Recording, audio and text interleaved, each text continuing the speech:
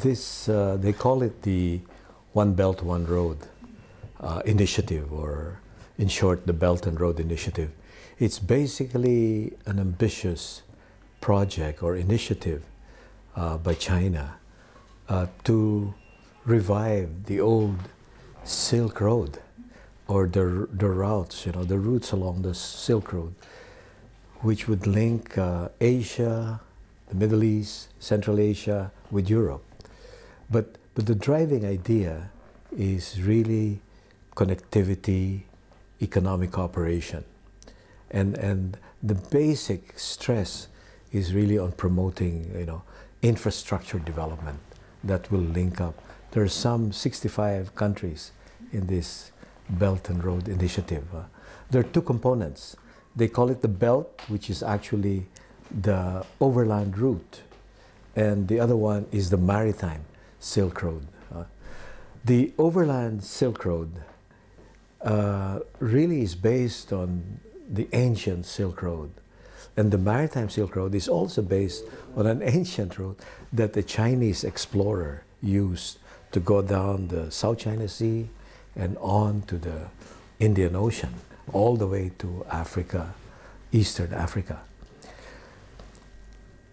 In this modern context, this initiative is really identified with the Chinese President, Xi Jinping. He enunciated this in 2013. So we're on the fourth year of this initiative. These are early years because this is it's like a long-term vision that China has in terms of promoting economic development in these regions.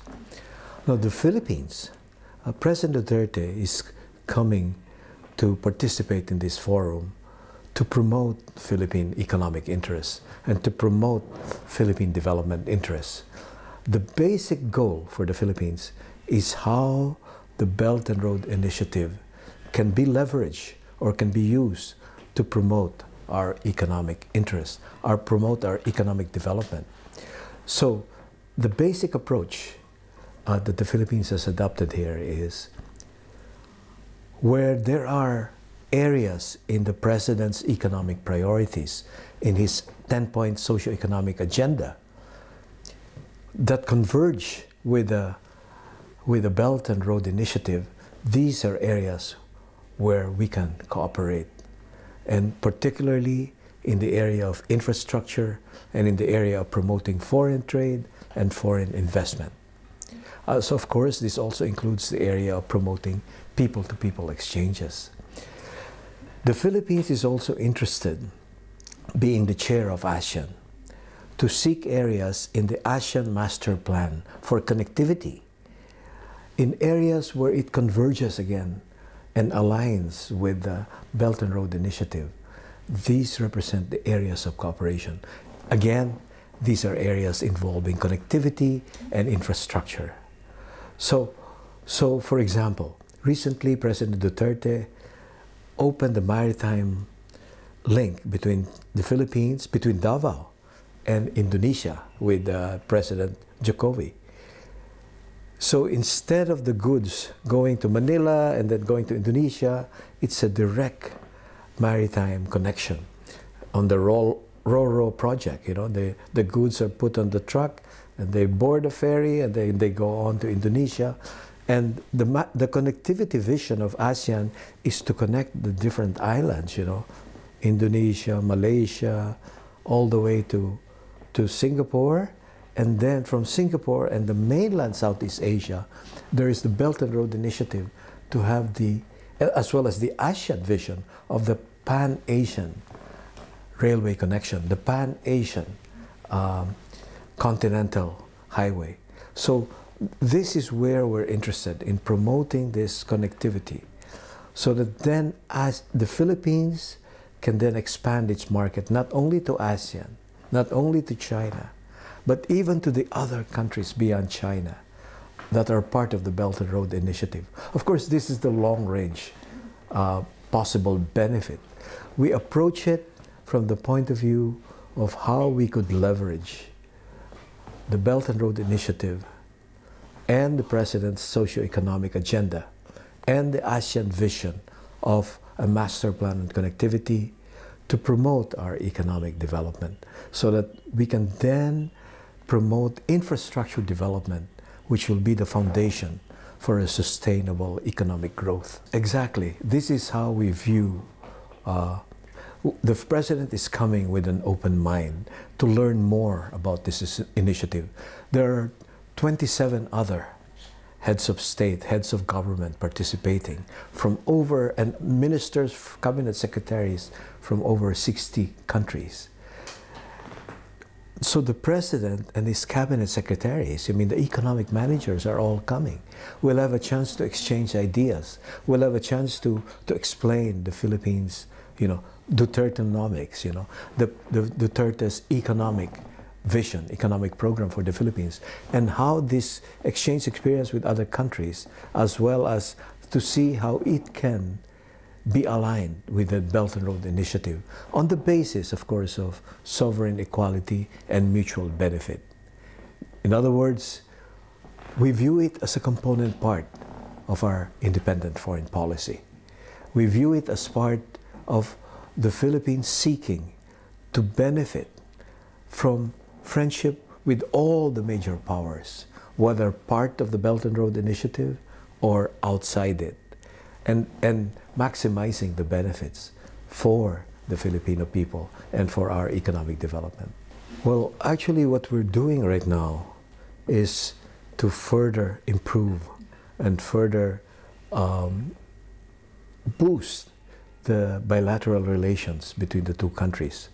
So recently I was able to attend, the resumption of the Joint Commission on Trade and Commerce between the two countries, the Joint Commission on Agriculture, the Joint Commission on Fisheries, and then there's also a Joint Commission for the two Coast Guards. So what we're doing is promoting cooperation, not only between the two Coast Guards, but to promote economic growth, economic trade, and economic cooperation.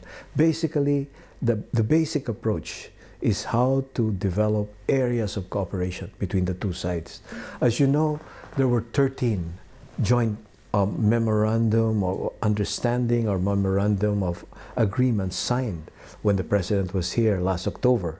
So what we're trying to do is transform all this into reality, okay?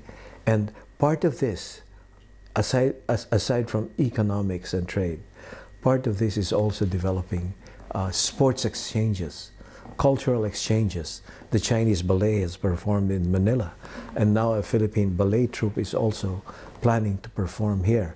And then there are opportunities also in culture, not only in cultural, but in educational exchanges, as well as there is the Joint Commission on Science and Technology will meet again.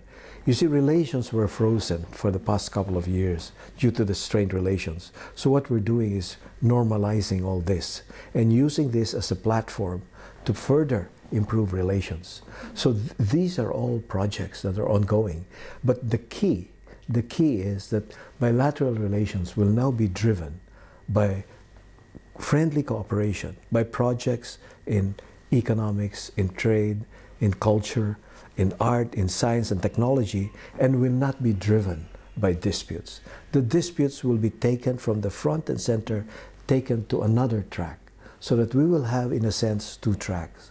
A track on contentious issues, and then a track where there are no contentious issues, and where you can fast-track cooperation in different areas. And this is exactly what is happening right now. The most concrete benefit, of course, that are obvious to the Filipino people has been the growth of agricultural exports. If you go around Beijing now, you will see bananas and pineapples from the Philippines in the Chinese markets. So the Chinese consumers are able to benefit again from all these tropical fruits. And the Chinese have pledged to buy $1 billion worth of tropical fruits.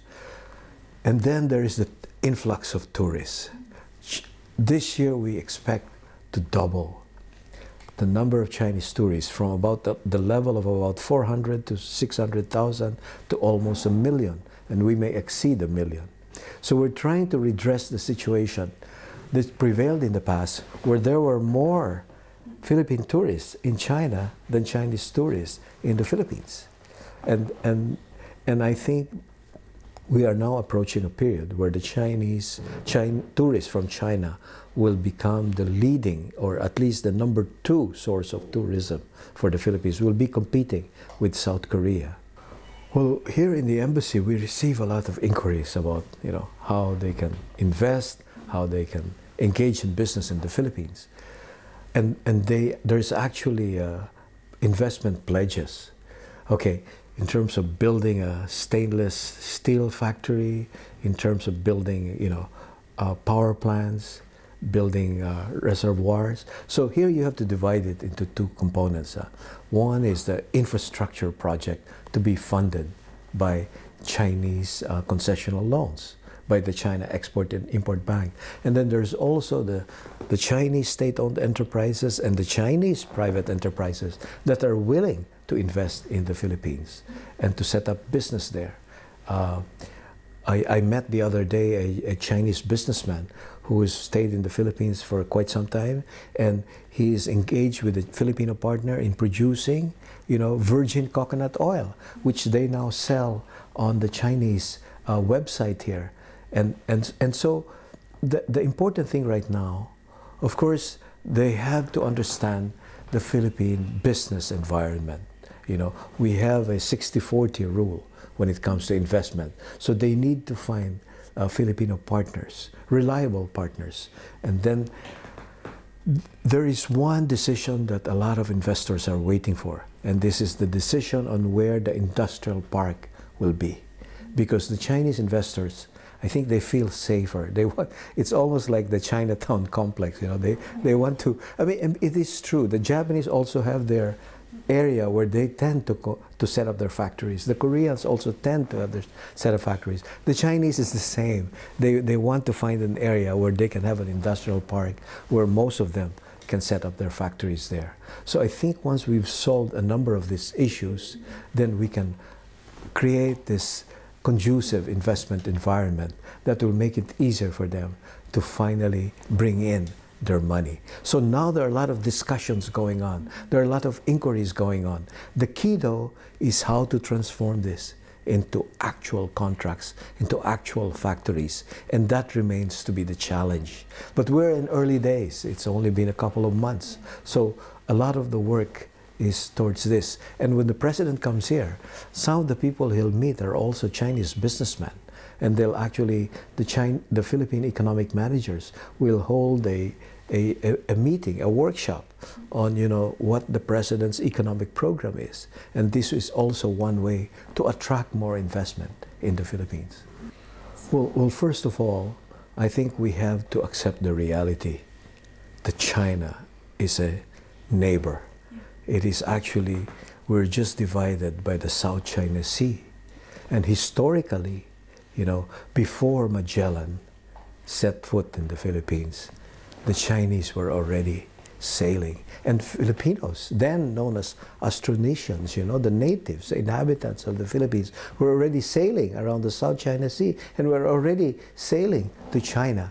And even before Magellan arrived in the Philippines, the Sultan of Sulu, with his entourage, was already using these old boats, the ancient boats, which turned out to be very versatile, and they made it to Fujian province in southern China. And they brought the pearls and other products of the Sulu Sea, and they offered it as a symbol of friendship to the Ming Dynasty emperor at that time. This is in the early 1400s. And on his way back, unfortunately, he got sick and he died in a Chinese province, not too far from Beijing, the province of Shandong. And so the emperor actually built a tomb for the Sultan of Sulu there, and two of his sons stayed behind, and they intermarried. So there is a lineage of the Sultan of Sulu. There is a Chinese, the Chinese people who derive their origin and their lineage from the Sultan of Sulu. So it goes back real far. The point I'm making is that geographically, China is there. We cannot hide our head in the sand and pretend that China is not there. We cannot transfer the Philippines to somewhere near Hawaii or somewhere near San Francisco or LA, however we may want to.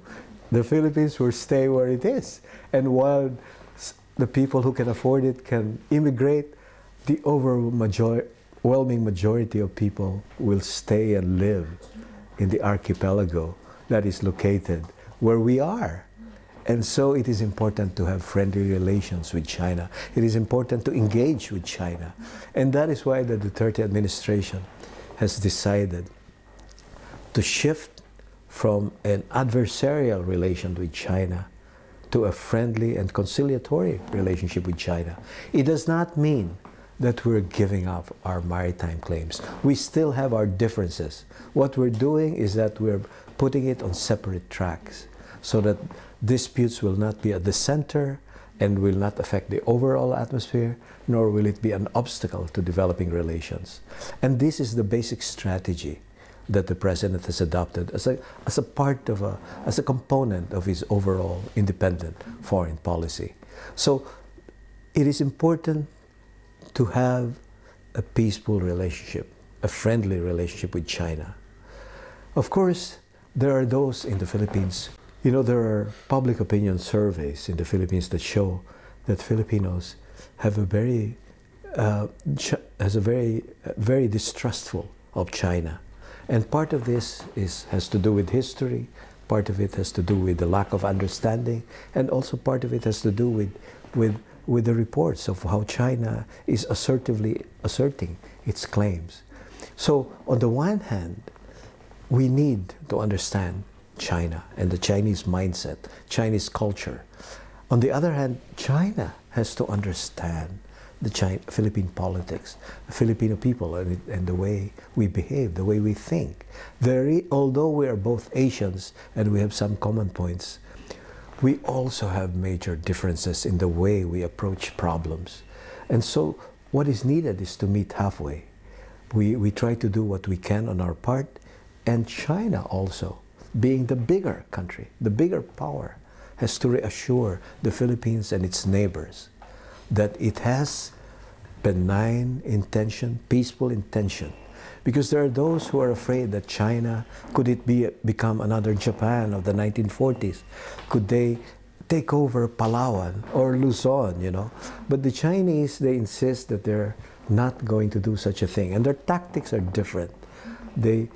What they consider to be part of their historical past, that's what they're trying to recover. We dispute this, of course, and we don't agree with this. But the point is, now we have an opportunity. We have an opportunity, not that we can solve the problems overnight, but that we can at least try to manage it and to discuss it in a peaceful manner. Because some of these issues, the question of who owns the Spratlys, who owns Scarborough Shoal, you know, the tribunal award, the 9-dash line, will not be solved overnight, you know. And so the issue is how to put it in its proper context, that it is a small part compared to the bigger picture, that you could benefit from good bilateral relations with China. In the past, we made, I think, the unfortunate step of cutting off bilateral talks and freezing relations. Of course, there is responsibility on both sides. But the point is that now we have an opportunity to deal with the problems in a peaceful, diplomatic way. At the same time, while these problems are not solved, you benefit from the relations. Because in the end, diplomacy has to be in the service of the people. Diplomacy has to, the people have to derive benefits from diplomacy. And so that is why the stress is on economic cooperation. Because this is the way that people then will understand the benefit of having peaceful and friendly relations with an immediate neighbor. It is the same way that we view our Southeast Asian neighbors, that we are part of ASEAN. The first priority in diplomacy is to have good relations with neighboring countries. Well, it is a big challenge, And that is what keeps us busy here. but the challenge is surmountable. We just have to divide it into manageable parts. The pressing task right now is how to convert, the 13 memorandum of understanding, memorandum of agreement signed last October into reality. And we have already, that's what we're trying to do one by one. For agricultural exports, I think that's already a work that's already done, and it's a continuing work in progress. Tourism, there's already a boom. For infrastructure, of course, this could take time. You need a gestation period. You need a feasibility study. You need the bidding process, the procurement process, the awarding of contracts. But at least right now, through the joint efforts on both sides, there is now a target of starting the groundwork on 3 projects before the end of the year. This would be the Chico Dam irrigation project in Kalinga, Apayao, and then there is this would be irrigate a large number of farmland and would help in alleviating poverty, in improving the living standards of the farmers. Then there is the new centennial water source. It's called the Kaliwa Dam. Merong kanan, may kaliwa Kaliwa Dam. It's a big reservoir that will provide a new source of water supply to the Metro Manila area, which is already, which will encounter water shortages. And this reservoir will help to relieve the shortage. And then there is the South Rail project from Calamba all the way to Naga, to Bicol. There is already an old railway there, but it's got to be modernized, it's got to be renovated. This is a very expensive project. It's like a $3 billion project. And this will take years. But we will start, the feasibility study has been done, and so we will start at least the ground laying ceremony, the groundwork, the work on the ground will start. In addition to that, the Chinese have donated 2 bridges. You know that the main problem for the traffic in Metro Manila, the lack of bridges across the Pasig River.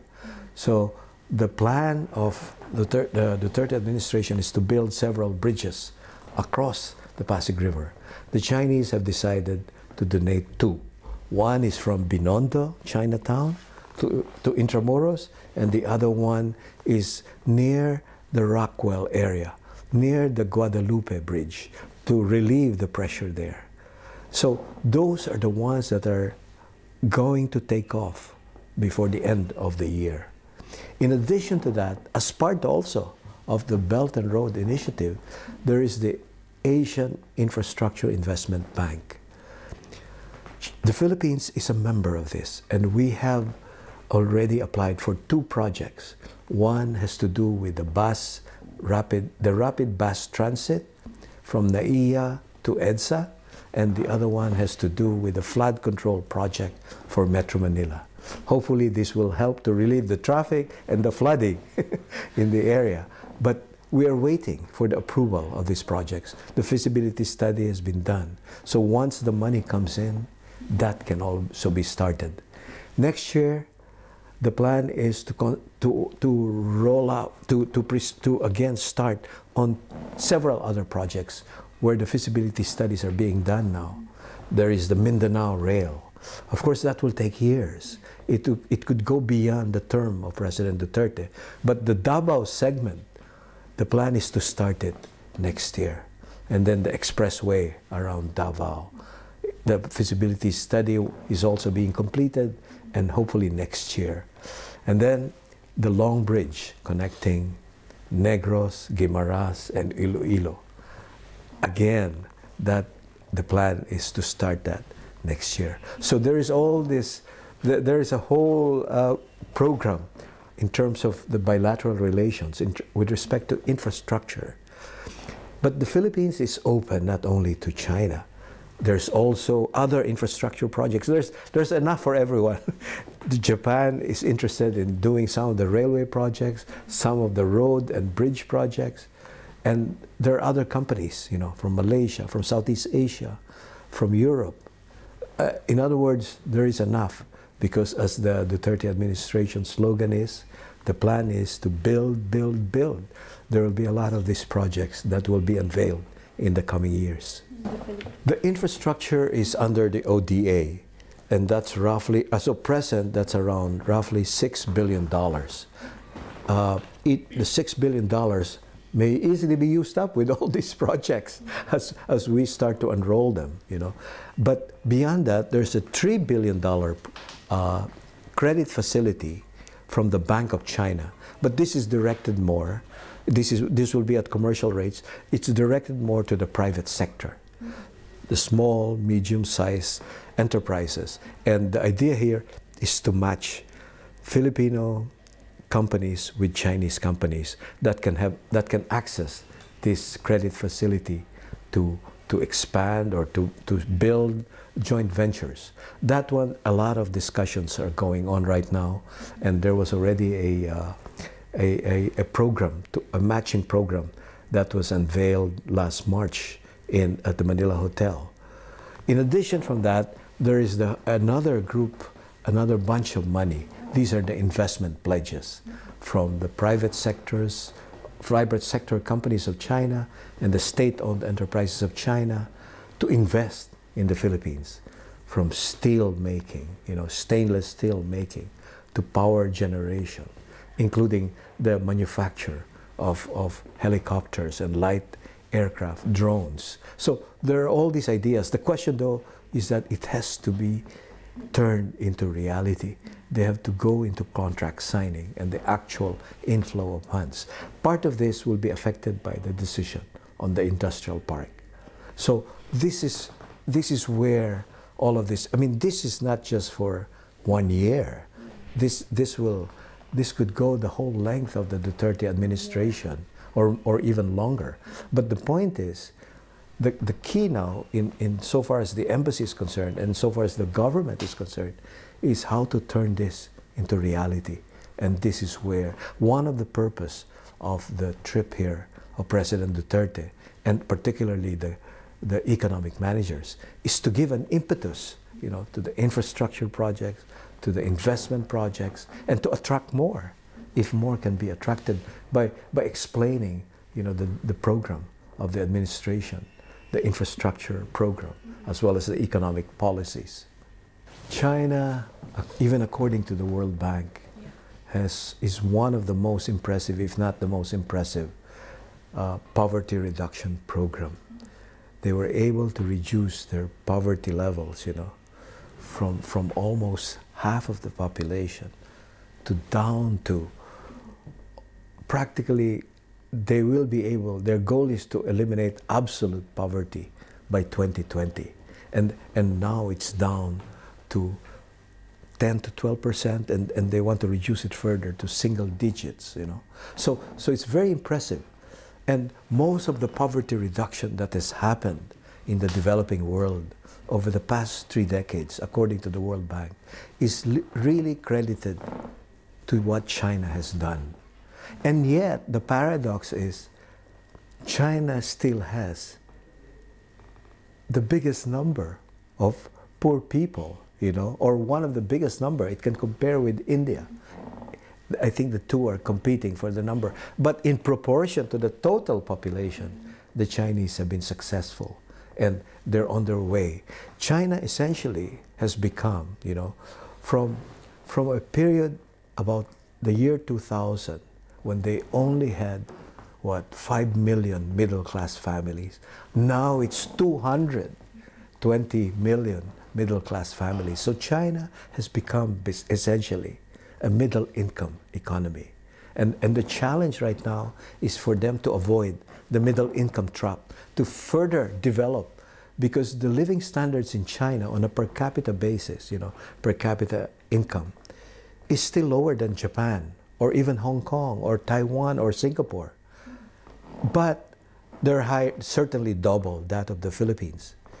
And their goal is to be able, in about 20 more years, by the year 2049, to be able to reach at least the European per capita income levels, you know, prosperous levels. They're now on the middle income level, and they want to go further to upper income and to a prosperous level. They won't reach the American standard of living yet, perhaps not until they can continue to grow further and perhaps by the end of the century. But in terms of total economic strength, they're already number 2 in the world, and they may be able to surpass the US at some point in the next 5 to 10 years.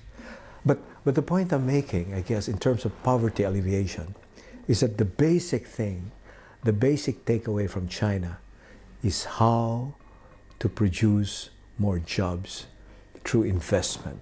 You know, they were able to attract the investment of overseas Chinese, aside from foreign investment.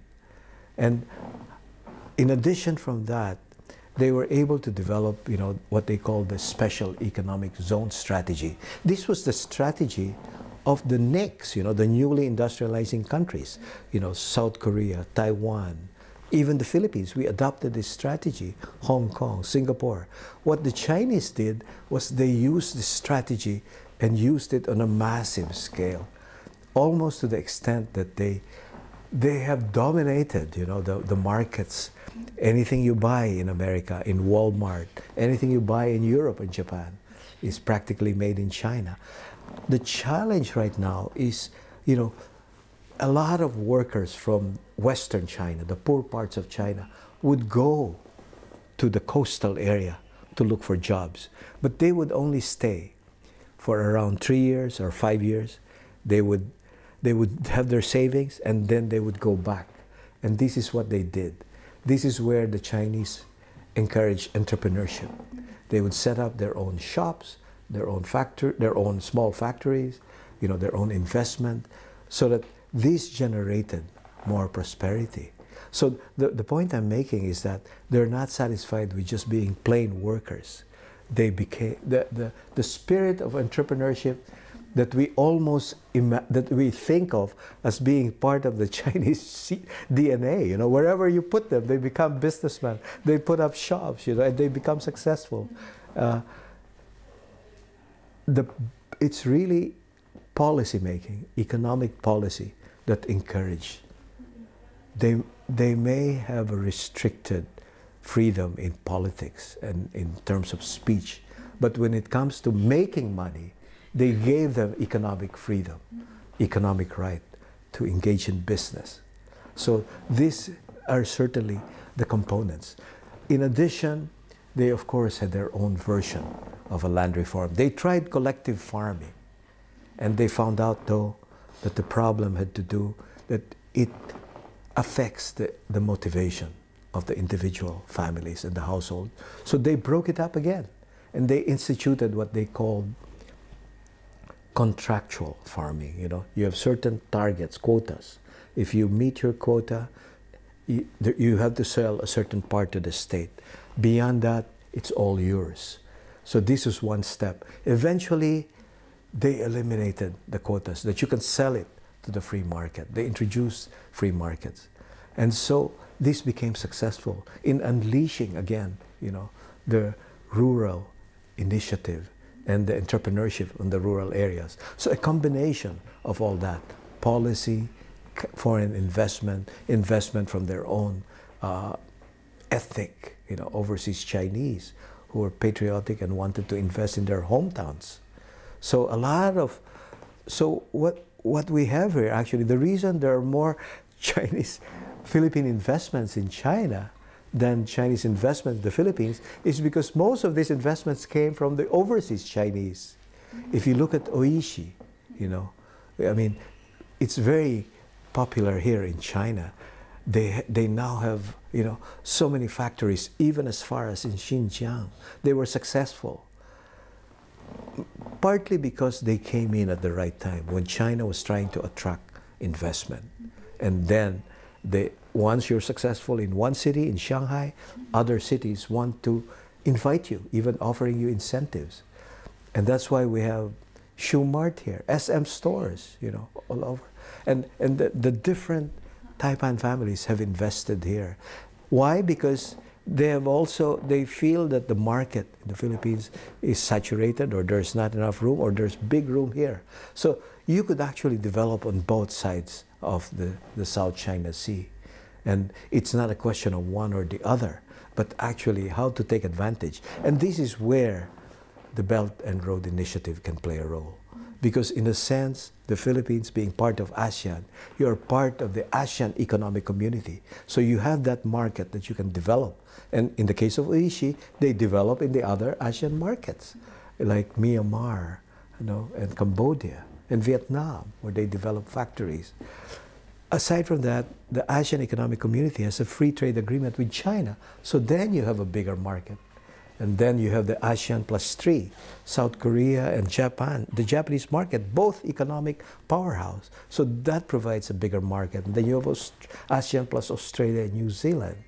So with this, and then you add the Belt and Road Initiative, where you could potentially have a bigger market beyond China, into Central Asia, into South Asia, into Middle East and Europe. So the potential is there, and the building blocks are there. But this is, of course, going to take time and effort, and there are going to be challenges along the way. And there is, of course, a high mountain to climb. But as the saying goes, there ain't no mountain high enough that one cannot climb. There are lessons that we could learn from. One is the importance of infrastructure and investment, foreign investment, in terms of generating jobs. Because if you can generate more jobs and people have work, then that is one way of at least providing them a stable source of income. So this is an important element, the job generation, and then improving the living standards, expanding the market. So right now, of course, we rely a lot on overseas remittances, and we rely a lot on the business outsourcing. But at the same time, this provide already, capital, and it provides capital and the development of the middle class. So part of it also, we have our own problems when it comes to land issue, the agricultural sector. The lesson from China is this: you need to have a strong agricultural sector. In China, most of the rural workers, if you go to the rural areas, there was a time in the rural areas, if you go there, all you would see would be the old women and the young kids. They're taking care of the young kids. The husband and wife, or the young workers, all went to the special economic zones to find work. More work to supplement the income. They would all come back when it came to harvest time and when it came to Chinese New Year. And they would all go home. But this was the case. And this happens in the Philippines. A lot of people from Leyte, a lot of people from Mindanao.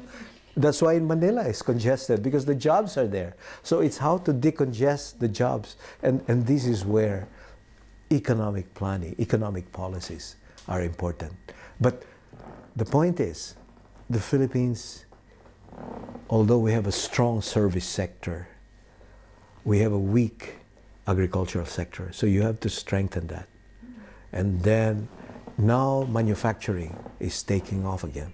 But you really need a good manufacturing sector because they produce a lot of jobs. So a combination of all that, infrastructure, agriculture, industry, all this, the policies to promote them and to promote their development would help, in a sense, in replicating. The Chinese system, of course, is different.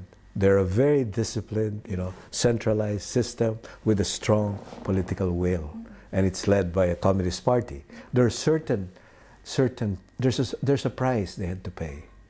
If you go to the internet here, you cannot get Facebook.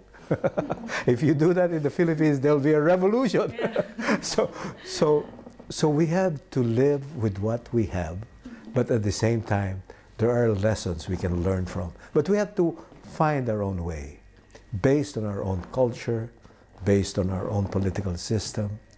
But there are lessons not only from China, but also from the region, from Vietnam, from Singapore, from Malaysia, and from the other members of the Belt and Road Initiative participants. So this is the benefit, I think. when the President and his cabinet secretaries participate in this forum, it will broaden their horizons, and they'll be able to learn more lessons, which will help us as we proceed on our economic development. You know, the marching orders were, in a sense, quite simple and at the same time quite complicated. Simple in the sense that he wanted definitely to improve bilateral relations, you know, to carry out the strategy, to implement the strategy that was devised, you know, to go on separate tracks. Contentious issues we don't give up, we continue to discuss, but non-contentious issues we promote. Trade, and to promote particularly trade and commerce. Economic cooperation would be the driver of the bilateral relations. But beyond that, to develop further people-to-people relations, to build bridges of understanding. At the same time, it's complicated because it's how to turn all this to reality. It's how to turn, you know, to leverage the improvement in bilateral relations so that the people in the Philippines and people on both sides would derive benefits. So part of it also is facilitating, you know, making sure that the investments push through, that the infrastructure projects, you know, are expedited. You know, it cannot remain on paper. The question now is to translate it into reality. The time for action is here, and we'll try our best to expedite that process. I think my message would be quite simple.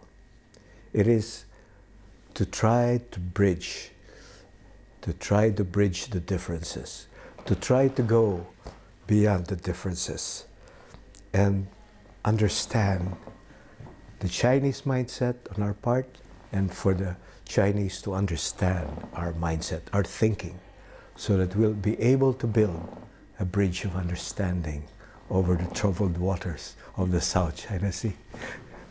That's all.